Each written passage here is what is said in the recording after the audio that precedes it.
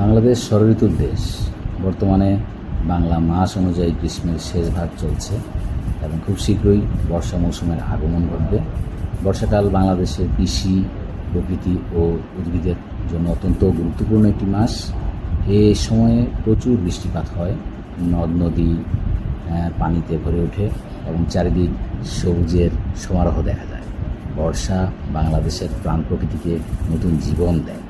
মাঠ ভরা সবুজ ধান, পাট ও নানা ফসল এই মৌসুমে বেড়ে ওঠে এবং দেশের কৃষিকে সমৃদ্ধ করে। তবে অতিবৃষ্টি, জলাবদ্ধতা ও রোগবালাইয়ের ঝুঁকিও থাকে। তাই উদ্ভিদের স্বাস্থ্য, মাটির অবস্থা, পানি নিষ্কাশন ও রোগ পোকামাকড়ের আক্রমণ নিয়মিত পর্যবেক্ষণ করলে গাছপালা সুস্থ ও ফলনশীল রাখা সম্ভব। বর্ষার সঠিক পরিচর্যাই একটি সুন্দর, সবুজ ও সমৃদ্ধ পরিবেশ গড়ে তুলতে সহায়তা করে। ধন্যবাদ সকলকে।